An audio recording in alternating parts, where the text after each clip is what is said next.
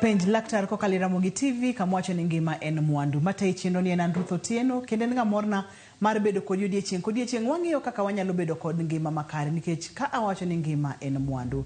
Amor mokalo ni wendo wa kendo daktari wantiere studio odiechieng makawuono obonyiso wa ni nyinge ng'a en wuod kanye olony e weche mage kata tuoche mage kaito kokwa ketho kinde wadonje twak achiel kachiel. Adwa ni mondo mi apar ni bende ni chendo ni biro ni kowuok e studio wa Kisumu kendo kor lwasi ber mokalo machiegni daktari e penj laktar. Erokamano ahinya Ruth. An nyinga en Dr. Bernard Awuonda. An daktari to alonye weche mag thiedho nyithindo. To an japuonj, apuonjo Maseno University. Idwa ng'e mae thurwa en Kasipul Kabondo. Erokamano. Amor mokalo Dr. Awuonda mar bedo kod odiechieng makawuono. Kawuono daher mondo mi inemiwa topic midwani wawuoye. Chunyi gombo ni mondo mwawuoye weche mage nikech in laktar molonye weche mag nyithindo pediatrician. Chunyi ni neno ni wagomba ka e tuo mane mathoro mako nyithindo. Wanyalo wuoye weche mag tuoche mag nyithindo matindo ma kore konyuol. Tindo ma kore konyuol up to the first month of dwe mokwongo mar life. Waluongo ni neonatal sepsis. Wanyalo wuoye tuono matin kawuono gi jowinjowa. Neonatal sepsis. Neonatal sepsis. Mana kaka iwinjo no Dr. Awuonda wacho ni wagomba ka e neonatal sepsis. Neonatal nyithindo ma pod yom dwe achiel ka koko nyuolgi dwe achiel ma korka gibete piny ka nitiere chandruok mathoro makogi ma bende wadwa ni wawuoye odiechieng makawuono. Kapok wadhi matut mokalo moro daktari biro nyisowa ni sepsis en ang'o. Koro sepsis en the language ma sama wanya tiyo go en infection. En bedo gi germs e remo. To germs kata infection ni inyalo kele gi kute mopogore opogore. Nitie kute mag bacteria, nitie kute miluongo ni viruses, nitie kute miluongo ni fungi. To magi te kanie remb nyathi inyalo miye tuo miluongo ni sepsis. To germs gi nyathi yudo gi e yo mopogore opogore. Onya yudo gi sama pod en e min gi. Nitie nyithindo ma yude sama inyuole sama nyuol ma minyuole cha. To nitie nyithindo ma be yude kosenyuole sama koro osenyuole osewuok koro betgi koro min gi koro rite oko kanyo. Koro nitie dide kaka nyathi nyalo yude sama en age, sa nyuol gi sama osenyuole. Mor awinjo kiwacho kidienje mopogore opogore mag germs, bacteria, viruses, fungi. Giduto te ka gintiere remo koso achiel ema nyalo donjo e remo mabed mang'eny mokalo koso nyaka ginywandre anywanda kute kidienje mopogore opogore. Koro ma bedo ma common ahinya mang'eny ahinya ma kelo sepsis ahinya en mar bacteria. To en be ma samoro wa worry about it moloyo mopogore gi nikech en mokelo complications mang'eny. Koro bacteria ni ma worry wa ahinya. To koro gima luongo ni neonatal sepsis ni samoro be wang'iye wapoge diriyo. Nitie moro mabiro early sama nyathi koko nyuol nyaka gimoro wik achiel mano waluongo ni early onset. Mano sepsis mobiro chon. Kado nitie mabiro bang' 1 week. Waunda ni wik achiel nyaka dwe rum. Koro mano waluongo ni late onset. To wapoge diriyo kamano nikech nitie kaka kute makelo gi be pogore matin. Mwaluongo ni early onset ni kute makele yudo ka gin kute ma owuok kuom min gi. Min no yudo sama ne tipo ni e min gi or sama ne nyuole cha. Koro mago luongo ni early onset. Yani gibiro chon within week achiel. Kato mwaluongo ni late onset ni en ma nyithindo yudo sama no osenyuole koro osewuok. Koro environment ma nyathi nitie cha kaka onyuole kitanda mo ninde cha gik motigo king'ado pend nyathi ka nyalo miyo nyathi yudo gino ni late onset sepsis. Koro wan gi type ariyogo. Kamano. Maiwach ni thothne mag bacteria ema thoro chendo to poge diriyo early kachiel kod late. Early teneno biro mapiyo mokalo e juma achiel atoko senyuol nyathi kaito machielo no biro bang'e kosenyuol nyathi. Moro wachak kod early ni daktari wang'e ni early mabende iwacho ni inyalo yude ka nyathi inyuolo e process minyuole godo no kata ka nentiere e min gi. Thothne ang'o manyalo timore e ich mamiyo nyathi yudo sepsis kaito wang'i seche ma inyuole gima nyalo timore ma nyathi yudo sepsis. Koro wachak sama nyathi poni e min gi nitie gik manyalo miyo nyathi yudo sepsis. Ka mama ni nigi infection, Awuonda ni en gi infection mar kar lach malach wuog waluongo ni urinary tract infection. Mano nyalo miyo nyathi manie iye cha yudo infection kapok onyuole. Nitie mine moko ma samoro pigi chwer kapok ndalo romo. waluongo ni preterm rupture of membranes. Koro ka membranes gi ma rupture ma pigi cha owuok chon kapok ndalo nyuol oromo, to mano chiwo conditions manyalo miyo infection donjo kuma nyathi nitie, kama oting'o nyathi.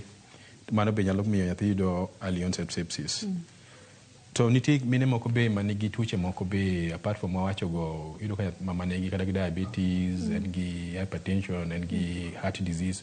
Mago nyalo miyo nyathini bedo predisposed to early onset sepsis. Kato sama inyuolo nyathini, nitie gima luongo ni clean delivery. Kendo sama inyuolo nyathini onego bed ni inyuole kama ler, gik mitiyogo gik maler, ma sterile. Koro yudo ka nyathi onyuol samoro onyuole dala, oro onyuole barabara ka gidhi osiptal. Oro samoro onyuole facility kamoro, hospital moro ma gik moko ok lerie. Koro yudo ka samoro gima ng'ado go pende cha ok ler, law mokawgo nyathi miting'ego sama onyuole cha ok ler, kama nyathi gik miumo nyathi ok ler. Koro gigo nyalo miyo nyathi bedo infection maluongo ni sepsis. Koro mago gik mawariwa ahinya. Emodwa ni sama inyuolo nyathi kaber, tinyuole osiptal man gi conditions ma favorable, ma ok bi yudo tuoche sepsis ma wawachone. Ok obedo infections. Daktari moro ipimna nikech laktar molonyo weche mag nyithindo gi chandruok mar sepsis onyalo bedo early kata onyalo bedo late. Ong'eny marom nadi kuom nyithindo manyien kata nyithindo ma kok onyuolgi? Koro nitie conditions adek ma wang'e ni kelo tho mag nyithindo ahinya nyithindo ma pod tindo go. Sepsis ni kata infection en namba achiel. To wan gimoro maluongo ni prematurity, to en mag nyithindo manyuol kapok ndalogi oromo. En be omiyo nyithindo tho mang'eny. Kata namba adek, nitie nyithindo minyuolo to nyuole ka ok oyueyo maber, onyuole kapo ni waunda ni delivery nyuolne nono wuok ne tek. Mama ne nigi complications, nyathi either budho e ich or kowuok to koyueyo maber, mano waluongo ni asphyxia. Koro conditions adek ni asphyxia ni gi prematurity gi sepsis ni gin moyudo ka gimiyo nyithindo matindo tho mang'enyie moloyo. Koro kwaduogo e wach mar sepsis ni, to wayudo ni 20% wacho ni achiel kuom nyithindo abich monyuol e osiptal onyuol kamoro amora yudo ka most of them, achiel kuom abich yudo ka biro yudo sepsis ni. Mano about 20%. To nitie kuonde moko mabede mang'iyudo ka luwore kama inyuolo nyathi, kuonde moko kata na 40% yudo ka nigi sepsis. To sepsis wayudo ni nyathi ma nigi sepsis almost 50%, teni achiel kuom ariyo manigi sepsis wayudo ka nyalo tho ka ok watimo intervention, ok ochak gi thieth mapiyo piyo, ginyalo tho. Koro sepsis ni concern wa nikech okelo tho mag nyithindo mang'eny ikamano. Daktari, nitiere kod picha moro ka wachona ka ni neonatal sepsis, bacteria in blood kachiel kod en kidieny machielo mar bacteria. Koro early onset mani pimo nwacha kod late onset, chakre nyuol nyaka juma achiel, mana early kaka ni pimo nwacha late tok kata e ndalo 30. Ma bathe kono moro kanene maber, ma bacteria e remo, to mano iwacho ni bacteria mantiere e yamo. Ma ni e wiye. Ma donje, ma ni e obwongo nyathi. Koro meningitis ni en one of the complications mag sepsis. Yudo ka sama nyathi onyuole, to nikech nyathini sama onyuole ni, gimoluongo ni kinga mar mwili ne, immunity. Mwili ne yudo ka onge kinga moromo. Tieni immunity ne ni low. Ma in fact, immunity ma yudo en mana samoro kodhodho chak mar min gi ma samoro miye gimluongo ni antibodies ma fight infection. Koro nyathini koyudo infection, to infection yudo ka donje remo to circulated dende te. Koro onyalo dhi cause complications kamoro amora e dende. Koro yudo ka samoro oringo mochopo nyaka wi nyathi obwongo ka koro gimluongo ni meningitis, mar koro ni obwongo nyathi. To nyalo cause kata complications e lungs mag nyathi, onyalo chiwo gimluongo ni pneumonia, onyalo dhi kata na kidneys, okedo miyo nyathi dundo ne koro nyarogo iluongo nang'o? Nyarogno koro ok ti maber, onyalo dhi keto problems e heart nyathi. Basically onyalo dhi kamoro amora, iluongo ni sepsis. Sepsis en infection mar bacteria. O en e remo, oringe remo te del nyathi te. To otimore kamano nikech ng'ani nyathini onge kinga mar mwili ma fight infection ni. Kapo ni nyathini en nyathi mang'ongo maduong' ma koro nigi immunity, tiyudo ka samoro ka infection odonjo to dende kuongo fight mondi. Kapok ochako circulate remo, dende kuongo fight. To nyathi ma pod thin ma porom kama, en pok oyudo immunity, pok oyudo kinga, pod dende weak. Koro oyudo bacteria matindo donjo circulate remo, to mane momiyo watang' ni wa sepsis ni wadwa ni samoro amora wa detect to chako thiedhe chon kapok okelo complications. Koro man achiel kuom complications mokelo mabende pod obodonje iluongo ni meningitis. Mabende pod obodonje wang'yo complications kapo nono ni inyuol dala kaka daktari wacho cha, inyuol e hospital kata facility mokler ahinya. Complications mag sepsis iwinjo gima daktari wacho ni achiel kuomgi en mana mano, to ginyalo dhi magidonjo nyaka e nyiroke kamoro amora ma ang' nomi nyathini chandruok. Daktari pimona ni en tuo mang'eny ahinya ne nyithindo ma samoro ok onyuol kuonde mabeyo kata kuonde maler, ma bende en achiel kuom gigo makelo thoe mang'eny mokalo kuom nyithindo. En ga wach malit mokalo ni samoro ng'ama miyo ting'o nyathi moritore maber kaito kochopo to ni koro samoro sepsis odonje ma koro owito ngima nyathi ma bende ok apar kaber ahinya. Daktari, mano ang' nokelwa e wachwa machielo ni nyithindo mage mantiere kod thuolo mamalo mar yudo sepsis. Nyithindo ma onyuol dala, nyithindo monyuol e kor yo kata e matatu kane miyo samoro ok ochanore maber kata kwano ok odonjone maber, nyithindo motimore nade mantiere kod thuolo mamalo bende mar yudo sepsis. Achiel kuom kaka mention nyithindo manyuol ka ndalogi pok oromo waluongo ni preterm kata premature babies.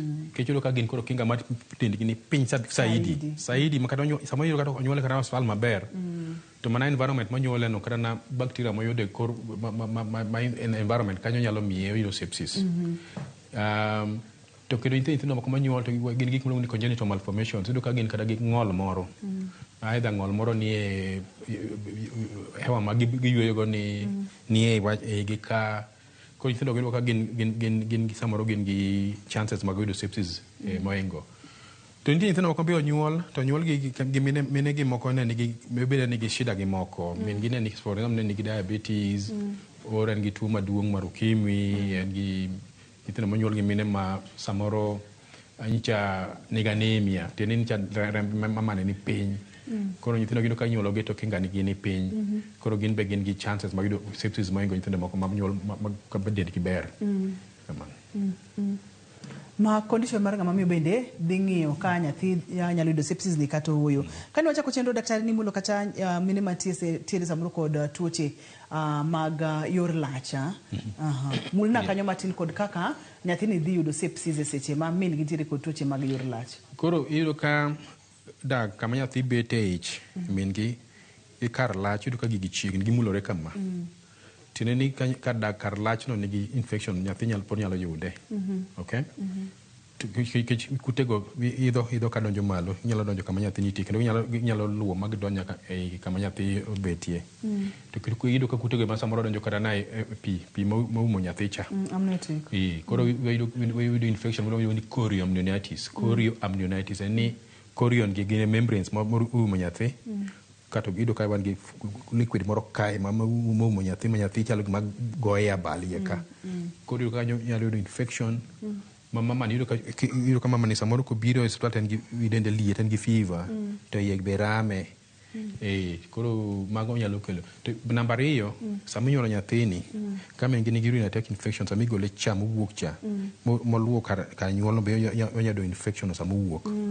Koro mago koro aidha gini nyalo donjo e nyungu kama nyathi nitie o sama nyathi nyuolo cha, onyalo kado infection no. Seche miwuok. Sama owuok. Seche ma samoro kute kata chandruogni nitiere e pi ma nyathi nitiere ni amniotic fluid. Thothne thoro hinyo nyithindo ka nyithindo rom nade. Nyathi ka nitiere ich onyalo yudo gini ka oja dweche adi oja jumbe adi e ich. Onyalo yude anytime. Really anytime. But ong'enya ahinya sama koro amniotic fluid oseform kabisa, koro magi baby late sama nyathi koro chiegni. Tiyudo ka samoro kaponi infection oyudo early, one of the achiel kuom reasons ma yoro samoro yoro kama ma nyathi nyalo koda wuok chon kapok ndalo ni oromo, koyudo infection modo amniotic fluid, nyalo kada kelo nyalo miyo mama nyako yudo muoch chon. Sane pok oromo ma nyathi ni wuok chon. Ma samoro mag nyalo kod gino abortion, to nyathi wuok ndalo ne pok oromo. Tido ka koro mama yudo gimoro ni spontaneous abortion, moro ma ok ni mama odhi banya abortion kendo ne obiro golo ich. Ich ni wuok nikech nyathi ni koro ok nyal survive yudo infection e kacha cha. Koro ok nyal survive kacha conditions go koro ok nyal miyo survive ko chuno nyathi nyaka wuogi. Koro mago one of the complications ma yudo. To mano nyalo biro kada ni mana nyathi bunde kana 28 weeks when a second trimester or third trimester anytime nyalo yude nyathi wuogi. wanwa mana matin mondo mi odonjnwa maber nikech awinjo ka donjo maber mokalo to daher mondo mi nyikwara Mugi Ajwang' bende onegini maber mokalo mondo mi wang'e ka watieko chenro ni seche ma ipek kinde ka kinde ka ichich ni nyalo bedo kod tuoche kaka mar yor lach, intiere kod tuoche mopogore opogore kaka diabetes kata pressure, ntiere kaka tuoche gi nyalo kelo chandruok ne nyathi. Ok seche ma inyuole kende kata seche ma intiere ich ka seche ma entiere ich ma koro amniotic fluid oseyudo infection daktari. Dhi timore nango ang'o ma dhi koso contraction moro ma anga no kel muoji cha kata ang'o ma dhi timo nyathini ma koro ang' no chune mondo mi wuoga ka sichi pokoromo. Ingeni sama koro nyathini iye ka koro nitie fluid no mineno fluid mo surround nyathini. Koro ka infection osedonjo kanyo mondo membranes go donjo iye kanyo. Koro iyudo ka koro nitie kaka okini inano kai nitie gimoro ni placenta matero miyo nyathi tero chiemo kama nyathi obedo kanyo no. To placenta ni magolo waste product ma nyathi wuok go oko. Koro ka gini osewacho iye ka to destabilize hemostasis manika. Koro miyo iyudo ka nyathi lwasi no lokore. Ka koro lokore. In fact kaponi fluid ne nyalo barore miwinje to dung marach. Koro infection no miyo kata na chiemo ma nyathi donjo ok donj maber, nyathi be koro ok ywe maber, oxygen be koro strangulate, nyathi ok oxygen moromo. Bas koro nyathi ne chako thirno.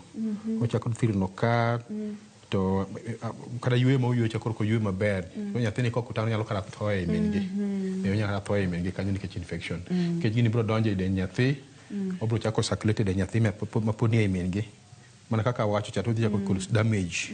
Onyalo dhi wi nyathi, onyalo dhi e heart nyathi, onyalo dhi e lungs, to chako cause damage e kanyo. Koro ka nyathi ni mondo odong mowuogi dhi bedo matek. Gigi dhi miyo nyathi kata koro ywe maber, to nyalo tho e min gi.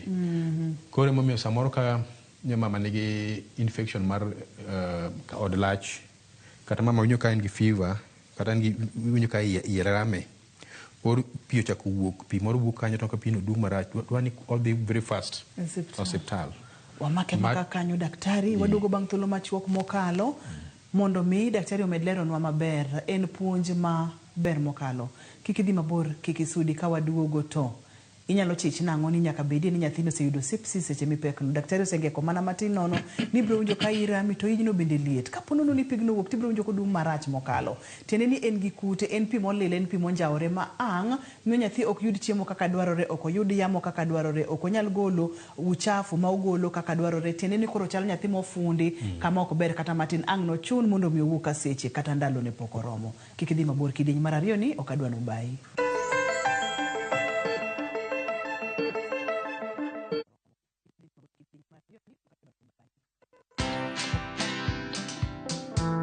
Nataka tu mkale mali safi agona pota na nachua kupikana. Hii ni ya 4. Watu tunatoa inaenda inashika tu kidogo, but hatuko expect iende hivyo, hata utumie kwa TikTok.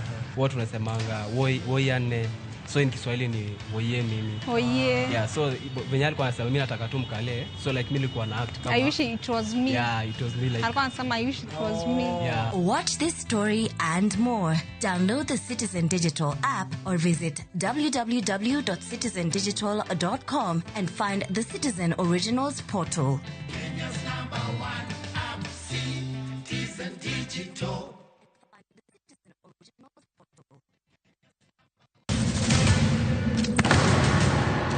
Duto teka unusiye gi wachno.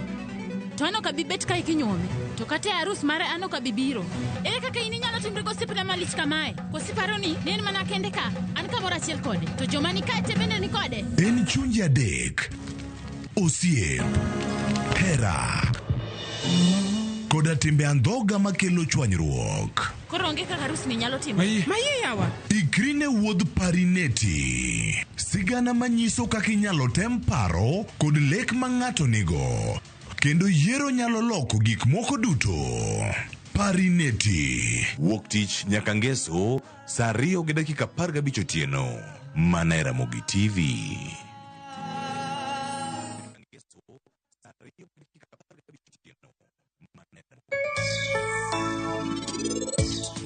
Mama Chailuongo nang'o wacha? An? Yes! Maluongo jakocha ni sweta. Toka inje. Basta Basta. But anyway, dong in ga sweetheart na. Gosokin sweetheart. I can stoop that low. Iwinjo, wate waonge pesa kamano kaka no chakore. Ang'o midwaro kuom adier? Iwinjo, ok adwa giri kata chiel. Linda shoulder to lean on. Shoulder to lean on the man jo mijengo wete u. Mato akanyi leo chunya, no nyuoli kure. Sani ok wiyo dik. Wich kopong, to iweyo wiyi ot.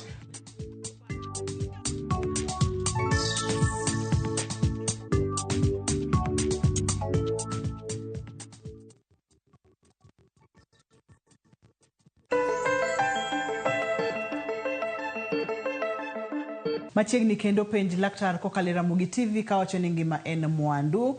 Wang'iyo sepsis kata kute manyalo donje remo kuom nyithindo. Ginyalo bedo kidienje mopogore opogore mag kute, onyalo bedo bacteria, onyalo bedo fungi, onyalo bedo virus, onyalo bedo kudni mora mora.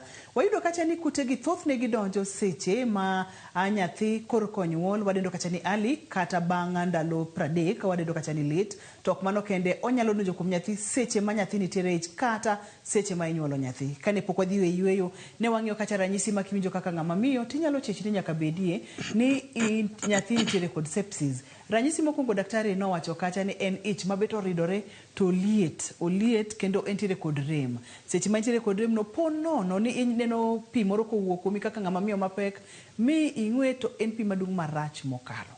Tiende ni pigni nitiere kod chandruok, pigni nyalo nego ni nyathi e ich, pigni nyalo golo ni nyathi ka ndalo podi, pigni nyiso ni onego beni ringo matek idhi e osiptal mapiyo piyo kaka dwarore. Daktari kopogore kod ich moridore, ich maliet ma samoro nyalo bedo ni golo pi, ranyisi magi bende ma ng'ama miyo koneno e seche ma pod entiere kod ich kapok onyuol kata ka nyathi pok oyudo early onset, to nyalo chechni nyaka bedie ni sepsis nitiere ka. Koro yudo ka samoro kama mani ne of course kare mar lach wasol ni kunyo ka ulaya to njurem kar lach kanyo mano ngise ni samoro ngi shida mar lach ma you have to be onego be ni dhi neno daktari to samoro bido ka nyathi manie iye ne onyo ka nyathi koro tugi ka nyathi ne tugo ma nyathi ma gwecho sa teiro ka koro tugo ne dok piny umo dok ka gima rumo ma samoro odiochieng' rumo to kunyo ka nyathi otugo mano onego ringe ne daktari mapiyo piyo nikech kapo ni en gi sepsis e iye kanyo to mano nyalo nego ni nyathi e ich. In fact, ka yubira bira ma ko nyathi ok tugo at all, to mano is a danger. Mano chuno ni nyaka dhi adhiya ma kaber to urgently na daktari. Wasewacho ni mama ni yudo ka samoro dende liet en gimiluongo ni fever.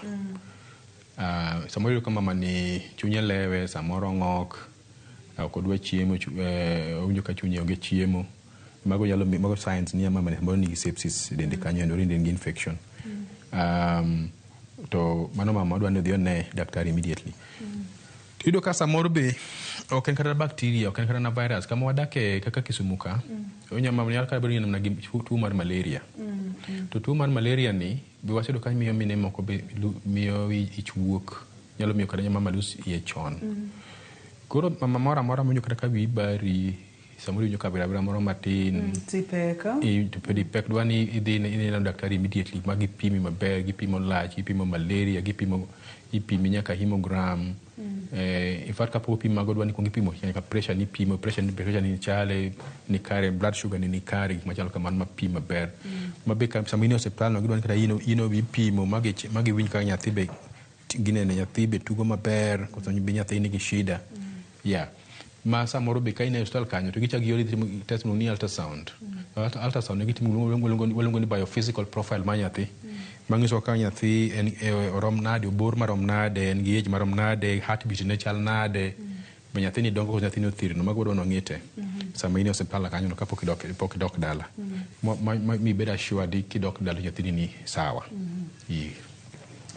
Ma gima waneno ka ani mine mapek nyaka bed machiegni mokalo kod lakteche gi, nyaka gibed machiegni mokalo kod clinics, mabende kapo no ndik ni clinic kikingal clinic ni abro dhi kodong dala riyo kata jumbe ariyo ta ikonyori oyo, mano samori bro yudo ka koro chando kosebedo mang'eny mokalo mabende okapar kaber. Mano en kuom miyo mapek. Wang'e ni kuom nyathi makoro konyuol, wang'e weche mag early onset, ranyisi makineno tinyalo chechi ni nyathi nyaka bentiere kod sepsis.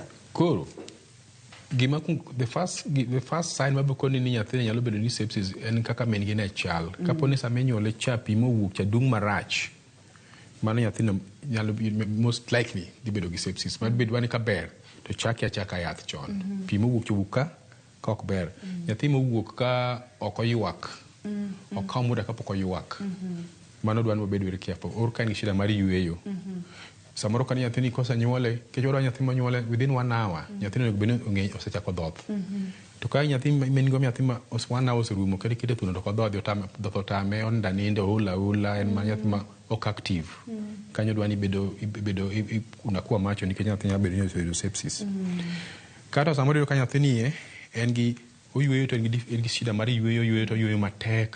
Inono ka kore ni donjo iye samo yueyo, ogamo yueyo, mano nyathino nyaka bed go matang'. Nyathi monyuol tinono ka samoro yudo gima en gi fever, en gi dende chwakore. Mano nyathino nigi sepsis, dwani chak thiedhe. To nitie moko be samoro nyathi onyuol to koriere, oluongo ni convulsions, oriere dende tetni te, oriere te ma wang'e lokre. Mano nyathino nigi sepsis, samoro nyaka bedo ni meningitis ma waneno chon cha. Iyudo ka samoro nyathini ok en active. Nyathi kosenyuole wadwa ni oywak en vigorous, en active. To monyuole to ling' aling'a, kata imule to ling' aling'a, kata imake pare rwak mana piny kende. Nyathino mano nyathi matango, nyathino samoro nigi sepsis dende kanyo. To nitie samoro wawacho ni sepsis molo to early onset waluongo ni non-specific nikech onge signs gi symptoms mowacho ni mae kineno gi maka mato ma sepsis. En ana ni kaka wanjo manie hospital wabedo gi luongo ni high index of suspicion. High index of suspicion ni wasenge ka nyithindo monyuol ma normal chal. Koro kwanana nyathi monyuol to ok ochalo gi moko moneno mapile ma normal ka. Tichako suspect ni ka nyalo bedo gi sepsis. Ok odhodh maber, oling' aling'a. Iyo samoro ineno ka wang'e mineno ka lokore yellow, ratong', iluongo ni jaundice. Mano kwiri nyathi nyalo bedo gi sepsis. Samoro kata skin be king'iyo, tindo ka en gi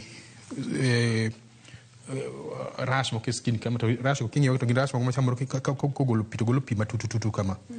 Mano nyathino nigi sepsis. Samoro pende ni be king'iyo ka pende ni kose ng'ato pende ino kogolo samoro olilo ogolo chalo gima golo tutu kamano. Mano suspect mano nyathi nyalo bedo gi sepsis.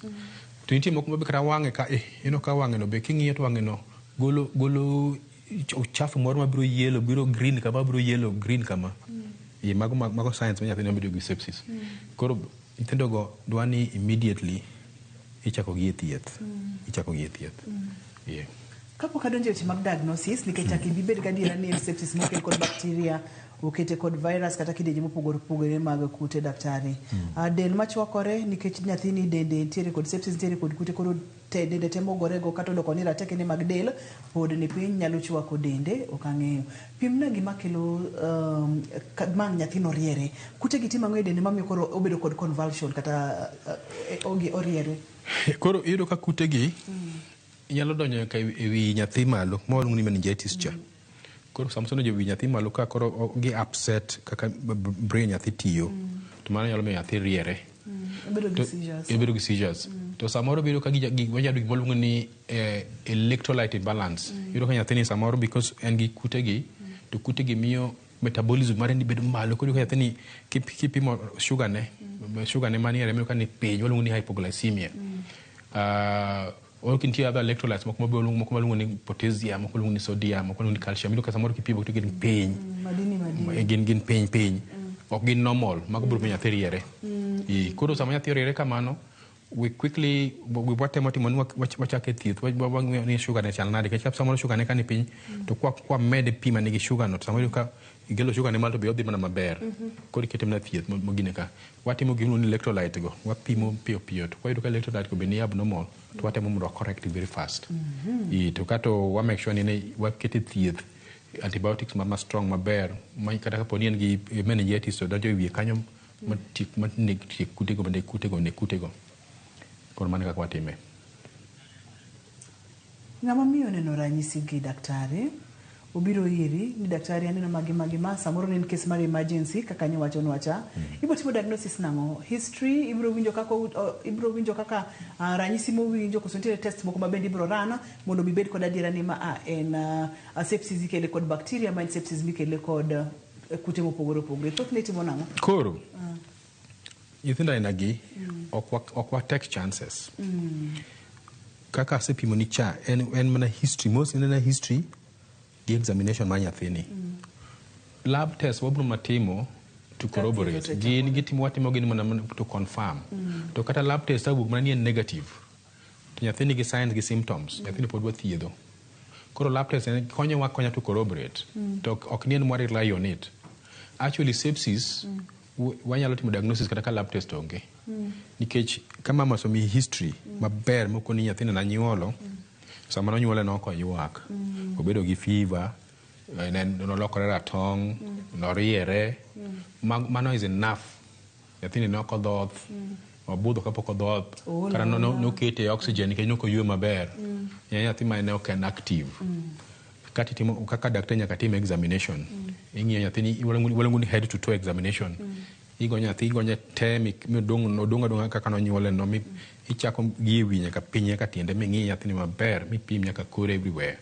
kanyo bibro intie gi sign gi bibro pick out mabiro koni nyathini nigi infection bang' mano nyathini wachaka thieth lab test wabiro timo to kada lab test wuok na negative nyathini pod wathiedho to ni lab test ok emwa rely on in fact at this age samoro timo lab test oti wuok no mo at this age ni samoro kada lab test are very confused kinya timo remo to mo ni wuok ni normal wuok ni kana na opposite maka ok tang diko ni nyathini normal nyathini dhi dala nyathini to convulse koro lab test no ok emwa rely on kain available to watime ingeni nitie kana na osiptande wa mang'eny mara lab test yudo kapod idwa mana timo hemogram machine ok ti nitie test molungo ni C-reactive protein idwa time government hospitals onge idwa timo kana na functions mag kidneys mag nyathi either reagents onge lab ok tim koro ka dwa rely lab test molo sende mag sirikal ma yudo ka samoro gigi onge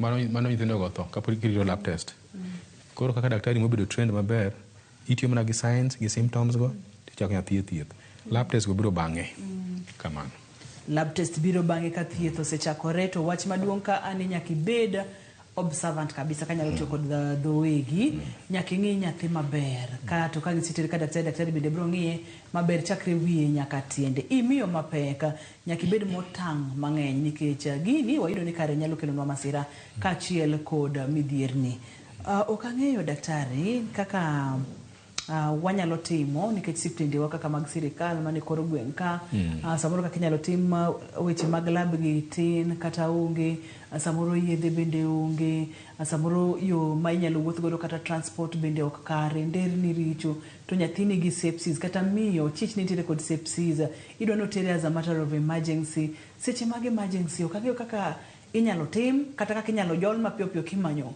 yore mag thieth nikech mani adiera mar wache kanyo to tekie matin kanyo tekie matin to lakini abro wacho kama kama ong'eno ka nyathini nigi signs ma wawacho ka nyathini ok dhodh maber nyathini dende chwakore nyathi tani yelo nyathi ok ywe maber mano nyathi mok ibed gi ot mano nyathi miringo go hospital in fact gima nyong'ino gitime mokwongo idhi the nearest facility kata obed mana dispensary obed mana health center kanyo kuong ringe mondi kuong timne first aid koro joka kosetimo assessment e hospital midhieno kata obed mana clinic no to jogi ma koro ndiko ni kana na referral mondo dhi gi hospital maduong' lakini kuong ringe dhi kama chiegni kodi mondo kuong timne nyathini gimiluongo ni first aid kapo ni nitie kata antibiotic ma ginyalo chako chuo gichak chuoyo nitie antibiotic minyalo kata chuo mana e bam nyathi ka sindane koni kapok odhi hospital maduong' mondo ketne line ma koro chuoyo go intravenous koro kuong dhi the nearest facility moro amora nigi kata gi nurse ma qualified kata clinical officer gin facility ginyalo make diagnosis mar sepsis koro kanyo kuong ringe dhiye koro gina magibro ng'iyo ni kaka warify ka piberi dhi facility manigi ambulance ginyalo keti ambulance mondo teri the next place to ka onge nyathini nyalo kata ting'o unyalo kata yudo gari moro kana na public transport ringo dhigo piyo piyo time ema kik wa waste tinde ang'eni tinde serikal otemo gitemo equip osiptendewa gi koro samoro be inyalo dhi okidhi kana na health center moro maber ma ginya kata manage nyathino kanyo maber to kotamogi to ginyalo refer the next level sama nyathini gi otani yelo ma en gi jaundice mano manyalo bedo complicated nikech sama nyithindo ma samoro dwaro mondo timne gimluongo ni phototherapy nitie light moro ma monego bed ni waketo gie wasogie iye kacha to light no konyo mondo otiek yellowness magin gono. Chemical maketo miyo gibedo yellow no take a light no break chemical no down kata nyathi bro golo chemical no through urine kata through lach kata chomo dhi to chemical no rumo. Koro phototherapy no ento wangeni ok bi yude dispensary gi health center no odwaro kata kaka sub county ki county hospitals. Koro mano biro chuno nyathi nyaka bed mana referred at a higher level. Yes. Koro in short what gima wacho ni chak kama chiegni. Chaka kama chiegni kikiriti nyaka dhi Russia to idako andingo panga chagi kama chiegni ringedhi kata nyaka county kanyo joko kongo stabilize nyathi kota mo geto gibro refer kendo seche magirifano kata yore mag transport bende nyalo bedo mayot ambulance nyalo bedo machiegni kod weche makamago.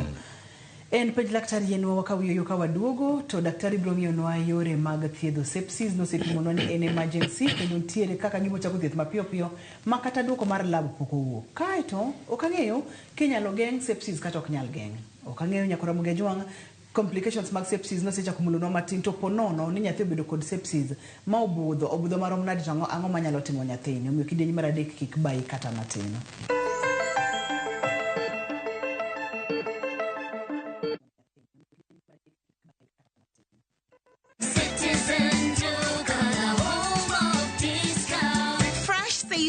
On Citizen Duka. Get spinach for just 29 shillings, down from 38 shillings, and 1 kg of tomatoes at 79 shillings, down from 89 shillings. Simply dial *487*5#. Choose your fresh picks and collect at any Quickmart supermarket near you. Citizen Duka, the home of discounts. Citizen Duka, the home of discounts.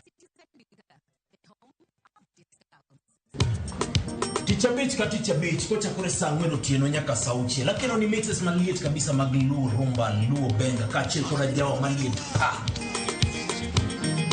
kuwo ke ondamo 107.1 FM kar chunje luo kapela nako ni wangne kawada kocha nyaka wang joy mari Ramogi TV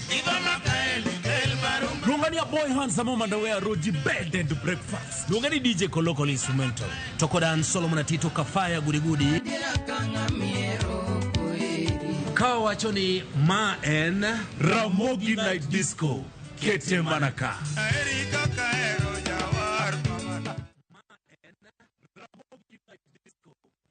Miguuni pake Yesu na kumbuka upendo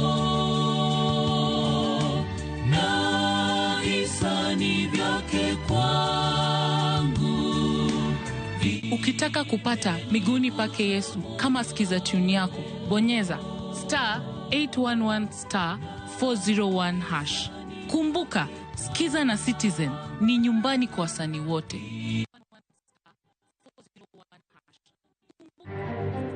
Hiyo eneo huwa linafanyika ajali mingi maana ni mteremko na kona ambayo iko sharp sana. Niko hapa mochari, nimekuja kuidentify mwili wa baba yangu mwenye alikufia pale Alemi. Chenro Maria Ngoringreji Parko Dario manyo witongi magie masira makoch marapaya manyo timre Molo County Manakuru dhinyime e karkano ringre mamolo.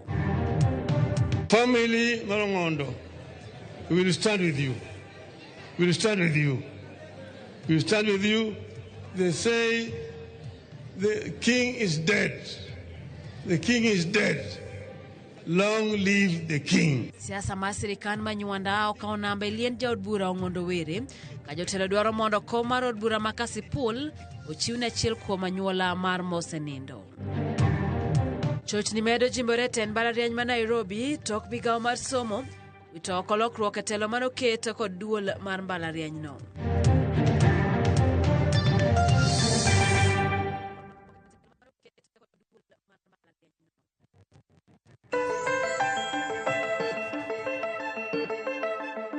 Daktari pimonwa ni nyakibed machiegni kod siptal kata kibor manade gi siptal to nyaka ngiring e mantiere machiegni kod ino mondo giyud kaka inyalo konyi mapiyo piyo. Owacho kacha ni thieth thothne ok rit duoko mag laba. Tibiro chak thiedho nyathini kaka saa dhi kaka saa sudo mondo miyud kaka inyalo res ngimane. Daktari, thothne uthiedho nang'o? Koro awacho ni kute makelo sepsis gi mostly gin bacteria. To mabe miyo wabedo worried ahinya mana bacteria. Iyudo ka mostly viruses magibiro rumo kendgi, rumo mana kendgi, they run their own cycle to girumo del. But bacteria ema kelo complications mang'eny. Koro nyathi wa suspect ni nigi sepsis. Kaka obiro kaka science gi symptoms ma en go ka waping'i ni nyathi nigi sepsis, wachaka chake antibiotics. Mwalungu ni broad spectrum. Wakaba wan gi first line to wan mwalungu ni second line. In fact, wan kata gi third line be. Kwa chake first line to wamiye gimoro dalaria dek. Ka waneno ka onge improvement dalaria dek to wa progress wadhi mwalungu ni second line. Ma second line en ba antibiotic ma stronger. Eno dwa inge mo wachako gocha. Koro mano be mostly kichope second line ka to nyathini biro dhi maber. En be nitie mana cases matin sana machuni ni beyond second and the next phase. But mostly, in fact, majority over 80% bro recover with the first line. Niti a few some bacteria more resistant and bacteria more antibiotic mikete first line ge kowinji. Ikete nyathimi okowinji be nyathi putu atuya bas magi what the next line. Tidu ka samo nyathi nyalo yudo ka en gi oido sepsis moro marach ma nyathi chuno nyathi to nyaka ICU. Nyathi ni yudo ka en gi convulsions moro magala oro ko improve chuno nitin ma chuno ni itero nyaka ICU oro oko yue maber. Kono tim watero nyaka mulungu ni newborn ICU. So nitio sepende matin sana manigi newborn ICU. Most of them in private hospitals. Kaka Kisumu ka angene Russia manikode newborn ICU Aga Khan Avenue minya dokani gi newborn ICU. Koro nyithindo ma samoro yudo ka ni complications ma koro otamowa normally yudo ka end up nigi dhi ICU. To ICU kaka gidhiye koro wa support nyaka breathe yudo ko oket gi machine ma konyo gi yweyo samoro kecho ka gi ywe maber. To gi koro ng'eny nyithindo ma be koro ok nyal dhoth yudo ka samoro koro piem keto ne samoro nitie chiemo moko ma be wachwe veins ka ba waluongo ni parental nutrition. Ema yudo ka samoro ket gi mondo konyi mondo dendi be gi nutrition. Otherwise, most of the times, such mang'eny yudo ka wakero gi the first line antibiotics or gi recover magidhi home. Yeah. Gidhi recover magidhi home. Magidhi dala. Ero kama nanya daktari. Thothne thieth thoro ka thuolo marom nade antibiotics ichiwo ga ndalo adi ndalo 7 14 ndalo adi to mano question mipenjo ni swali maber.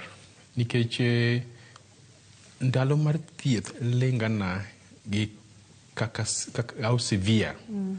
Kaka tuno tegno dend nyathi. Nitie nyithindo ma thiedho sepsis dala beach otieko antibiotic ober nyathi dhoth nyathi otegno nyathi dhi dala. Moko 1 week dhi dala. To nitie moko manigi bacteria moko ma bet resistant ma chuni gibede wora na wigi 2. Moko ma dhi nyaka ICU ka nyaka bed nyaka na wigi 3 pod thiedhe. Kapo ni luore complications ma nyathi nego. Koro olingana. To one of the tests mbesa moro wathoro timo kundi particularly hospitals ma nyalo timo ni blood culture. Blood culture ni wakaw rem nyathi to watimo ni culture to culture ni biro grown wabro ngiso organism kute manie remo to biro ngiso ni kute manie remo nyathi ni ma antibiotic makitiyo go to biro tiko kute gi. Koro nitie kute moko mong'e ni gin ka gin rem nyathi to nyaka thidhe kana na wigi 2 kata wigi 3 kithidhe ndalo matin to wundi no rumo to korumo to chako dhi multiply opondo dhi multiply kendo koro next time nyathi duogo hospital nyathi nigi complications kendo thidhe thoro bedo matek koro nyathi complications kendo thidhe biro bedo matek koro ok wabed ga haraka mondo waridis nyathi no nyathi yud yath moromo ma samoro ka nyathi ni mini gi paro nyathi koro nego bene dhi dala ka nyathi koro dhoth to yudo ka pod daktari utamni podi koro ka daktari utamni kidhi beda hospital mondo ke daktari ong'eyo yudo ka daktari wacho ni nyathi nyako thi wigi 2 tini bang dalo moko 7 abone nyathi ochako bedo maber kik bedi na hari ke daktari ong'eyo ng'e gima culture cha ong'ise koro dwa man nyathi antibiotic moromo ma germs man die dende karum tema kana nyathi dala ok dhi complications kaman ilero no maber mokalo seche ma ithiedho nyathi sepsis wawinjo ga anyanya kokalo chendo mar penj laktar ka ane ntiere gik moko nego bedni kata ng'ato kawo kata tiyo godo seche ma o madho antibiotics. Kuom ranyisi ka in ng'ama ng'ongo tiwacho ga ni kinyalo we kong'o to we kong'o. Nitiere antibiotics moko ma wacho ni kik imadh chak, nitiere antibiotics moko, nitiere moko ma bende wacho ni muony kisechiemo kod weche ma kamago. Magi gin nyithindo ma pod yoma, magi gin newborns, gintiere kod sepsis, kudni ng'eny e dende ka matamre gi nono, ma kutegi ma koko thiedh mapiyo piyo to nyalo kata miyo wit ngimane. Bende nitiere gigo ma nyaka tim kata gigo moko nego bed ni timo seche ma nyathini yudo thieth mar sepsis. Koro nyathi ma yudo thieth mar sepsis wa assume ni en e osiptal. Kech shida maneno ga seche moko basa neno kata kisumbuok ka. Iyudo ka nitie mine moko ma nyathi thiedho sepsis to oginene. O kapok okelo nyathi osiptal to kungo kadho mondo mi nyathi yedhe moko manyaluo, mi nyathi gimoko madho. Oriro ka nyathi obiro to osesar den nyathi osaro ket gik moko. Koro magi complicate gini. In fact magi nitie kama nitie moko ma medo sepsis no bedo was. Ke sami se saro nyathi kama iyaw den nyathi kute medore kuonde go kute donjo go. Koro iro ka sa nyathi no biro ka iro ka gi complications ma koro ng'eny moingo kaka ne onego bedi. Oro samoro mi yedhe moko mag kinyalu mabeyo madho nyathi koro dende lokre yelo, nyathi koro yokut romo kama, nyathi ok nyaka dhi e chuo maduong'. Koro mago miwa complications. Koro kaka dak kwayo jowinjowa ni ng'ama ne nyathi matin manigi symptoms ma wacho ka ber tidhi adhi hospital straight, kik ikadh kuonde ma ji kadhe ka ni saro dend nyathi mi nyathi yedhe moko ma kienyeji gi. Mago nyathi matin kama ing'eni pod en very delicate. Ing'eni kapod en ng'ama ng'ongo tinyalo tem, inyako ni watem kienyeji kech nitie kaka inyalo winjo dendi. Kiwinjo ka dendi ok dhi maber koni kienyeji ni ok dhi koda maber wadhi hospital. Nyathi matin ma ok wuo ma be ok bikone ni ka gini dhi koda kata maber. En oling' aling'a hati kete kienyeji imane inyo nyathi. Nyathi ng'ala poni kana ne ot kanyo. To yudo ka anyanya ke maseneno nyithindo momi kienyeji kapok obiro hospital go kata gibiro hospital samoro ok gidhi maber ahinya. Kata koro waket yedhe wayudo ka yedhe go koro okony yenya samoro yudo ka koro end up ni gin manyo nyithindo matho. Koro for that reason daero kwayo jowinjowa mani nyithindo mathindo ni ka nyathi obedo matuo kik ikadh kamoro, dhi hospital tafadhali. Thoth nyithindo gi kata ka koro kete yath to kendo koro ok gidhi maber. Nikech yedhe megi ma kienyeji nitie moko ma yedhe moko ma dhi react nyathi mido ka oketho liver ne, oketho kidneys, oketho ang'o. Gini yedhe gi samoro gitiyo jomadongo samoro nyalo manage gi. To nyathi ma koka nyuol cha ma pod dende ma kata kinga mar mwili ne onge to kete yedhe gi dende ok nyal hando yedhe go. Ok nyal hando. Koro yudo ka kata instead of mondo konya nyathi gi ginyo mana de nyathi kelo mana complications. Gimiyo organs mag nyathi fail. Koro nyathi kibiro kodi hospital daktari pimo kama yudo ka organ liver ne fail, kidney ne fail, heart ne ok ti maber. Gikago nyathi gik moko ka. Gik moko ka yudo ka samoro kata na nyathi koro yokut kata chuo ma normal nyathi koro ok dhi. Yudo ka kata nyathi yudo gimoro waluongo ni paralytic alias. Ni ok ng'eni normal ng'ama chiemo nego beni dhi chuo. Igolo ochafu ge kama mike chiemo manyien to machon ka wuok. Tiyudo ka nyathi di samoro ka ok kata chuo kodhi ka gik yedhe momiye ka omiyo movement magolo choka koro movement ok ti. Mana nerves ge ka gigo ti. Your system ok ti. Koro ok clear. Koro ni gik ma toxics ma gik ma affect nyathi koro upongo den nyathi. Koro dende manyo ka koro kuot nyathi koro ifado biro ko chako convulse de kuot yo kuot. To kok itang ma nyathi samoro within a day or two oserumo sadi. Koro kanyo chandowa dwani mondo jowa mondo ng'e wach ni maber. Mondo nyathi matuo kama nyathi molo nyithindo mathindo malungo ni neonates gi. Please uring kod gi hospital. Kik ter gi yedhe manyoluo. Kaber. Ilero na maber mokalo daktari kenda dokero kamano ageno ni wach no chopo kamano nego beno chope. In gi nyathi mayom we chako kago nyathi gik moko. Nikech kata kotendre kod migawo mar weche mag thieth nyathi ok onego bed ni imiyo gimoro amora mak mana yath mondiki kendo puodho kod daktari nyaka chop dweche 6 ma bende kokichako mede gik moko ka pi e chiembe. Koro in ichako nyathi mayom gik moko ing'eyo maber.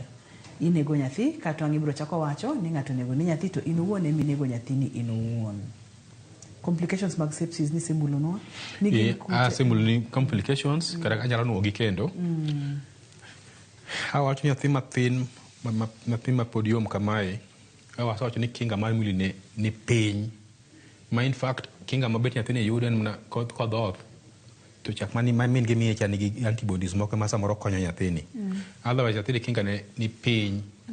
Koro koyudo infection gimomiyo waluonge ni sepsis kech osirculate anoro nyoni to chako na circulate den nyathi te. Ke nyathi onge kinga manyalo mako infection ma fight, okay? Koro teni onyalo complications nyalo wuok any part of the body kamoro amora. Onyalo dhi wiye ka golo kelo meningitis, onyalo bi kore ka yudo pneumonia magalagala, nyalo affect liver ma nyathi, kidneys ma nyathi, any part of the body. Yes. Koro wadwaro wang'iye ni en gima nyalo kelo complications kamoro amora the entire body. Not just ok mana meningitis kende. Ok mana meningitis, nyalo kelo complications every part of the body. Kana na GIT gas system ma chiemo gima golo choni yudo ka samoro odhi mofunga. Koro nyathi ne ong'oko ko miye gima to ng'ogo to chobi ok odhi choni chabodino. Koro nyathi dhi makama. Koro en nyalo kelo complications anywhere kamoro amora ibiro nyathi. To be nyalo geng'e daktari? Koro geng'e, yes. Geng'e tinde ni geng'e nego beni chakore sama miyo pod nigi ich cha. Ni miyo ni ka nigi ich to chako clinic ne chon. Sama isa discover ni in gi ich, mised mo the first ultrasound ni nyathi dongo, ti chako clinic. In fact, sama koro ndalo nyuol chigni chopo, dwani kodi dhi clinic no very frequently. At some point ibiro ni dhi kada na every 1 week idhi ng'i mondo ka complication moro wuok to bedo detected early. Koro mama nyaka dhi e clinic. Mama ni koni gi infection moro amora, sama en gi ich, tithiedhe chon. Koyudo urinary tract infection ithiedhe chon. Kunjo ka iye rame to sarengo dhi pime. Anything manyalo miyo infection ithiedho chon. Any complication ka pressure ni malo mago bedo control. Ka en mama nigi shida ma diabetes mago control chon. Mondo kik wachiw room ni infection nyalo donjo kuom nyathi ma chak kelo shida. The other way ni sama nyathini osenyuol mosewuok. Gik midhi ng'ado go pen nyathi nyaka bed clean, sterile. Law mwa kago nyathi mwomo go nyathi sama nyuole nyaka bed gima sterile maler. Waluongo gi ni clean delivery. Nyathini sama osenyuole ni be kaber. To wadwaro ni nyathini sama osenyuole moseng'ad pine ni cha. To wakete kuom min gi, nyathi bedo kuom min gi to waume kuom min. Waluongo ni kangaroo mother care. Wadwa ni heat mawuok kuom min gi ma nyathi bedo go. Nitie le maluongo ni kangaroo, en gi poch moro iye kama okana nyithinde. Koro en gima luongo ni kangaroo mother care. Tiende ni wadwa ni nyathini sama osenyuole ni kaber, to en mana skin min gi. Ema okete kama to ume. Orwakni ogudi, orwakni socks, to min gi kae mabed malaw min gi no ema osoye. Chalo ng'ama oso ng'ate iye kama. Makoro hit mare min gi madhi kuome, nyathini ochako smell min gi chon. Nyithindo ainago wayudo ka gimedo weight chon. Kendo gidhof maber. Kendo infections wayudo ka bedo mathin kuom nyithindo ainago. Nyithindo mabedo motegno piyo kotimne kangaroo mother care. Koro mano watemo encourage. Okora nyithindo go yud koyo. Ko nyaka bed warm. To skin mar min gi wayudo ka miyo gi very good warmth. To kamano is not possible nyaka obede kamoro ma warmth nyaka bedi. Kik obed nyathi kik obed exposed to koyo. Dwaro nyithindo gi sama osenyuol gi within 1 hour gidhoth. Mondo kik sukari ne dog piny e del. To in fact sama nyuol nyathi wadwaro ni for the first 24 hours kik luoke. Okoro nyathi oyud koyo. Sama kaka oseyueye cha obeda kamano after 1 day kata samoro after 2 days inyalo luok to be luok ni wadwaro mani kabet ywa nyathi. Ikaw gino te ywe gola ka nitie chafu moro. Kik mondo okoro nyathino yud koyo. Odhodh maber kik oyud koyo. To kinana na sign moro amora manyalo mi bedo worried matin to dhi ka daktari. Mano gima watim. Ageno nodonjo maler. Daktari odonjo maler chuth. Magi manyalo medo kanyo onge kata achiel. Wawuoyo wachako sepsis seche ma nyathini omako ich. Wang'iyo kacha tuoche mag yore lach. Wang'iyo kacha seche ma inyuolo nyathi. Wang'iyo kacha clean delivery. Wang'iyo kacha seche monego beni luoko nyathi kaber to konego beni luoko nyathi bang' kosenyuole tiwiyweya mana ibro luoke bang' ndalo matin ka kendo kamiluoke no beni ng'iyo ni chal nade. E chenro ni duto te nyaka kamwa gikeni. En ang'o madiher mondo mi kik wiwa wil godo kata jogo maneno chenro ni sechegi. Point achiel ma ji onego take home en mane daktari? Abo wuoye signs and symptoms. Nyathi mineno ka nigi what we call danger sign. Nyathi ma ok dhodhi. Nyathi ma nigi convulsion, nyathi ma tano yellow. Nyathi ma nigi gine dende nigi rash magolo tutu. Nyathi ma eno linga kati mule to oko.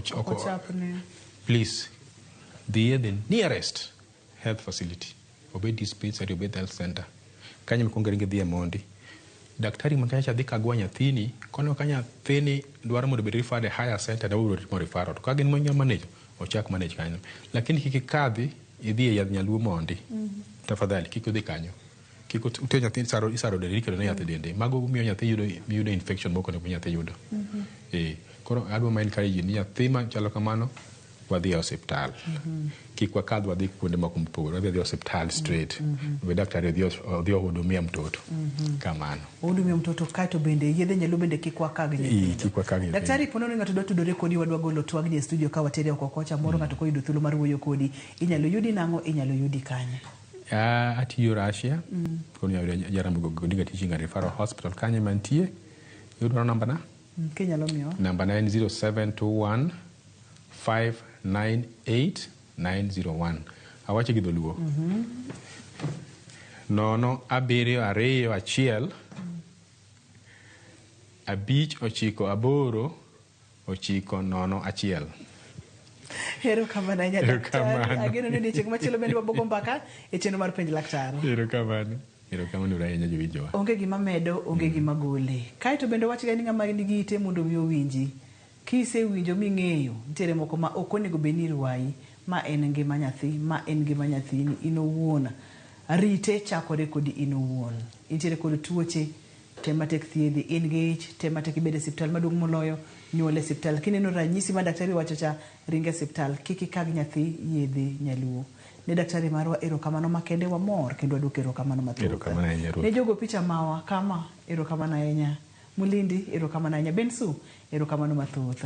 Ne jagono mochung' ne duol iluongo kacha ni Wachira kaachiel kod Wendi Akinyi mano mochung' ne weche mag ler mar studio. Ne director na Philip Ochieng, Wood Migori kaachiel kod producer na Papecho Kotha erokamano ahinya Wood Meja, Nyar Meja. To maduong' moloyo ne in jahera mar chenro mar penj laktar, kik gibeda mbaka to gibed puonj makonyowa kendo loko ngimawa. Ani luonga ni Ruth Otieno, anyanya kach oriti masani.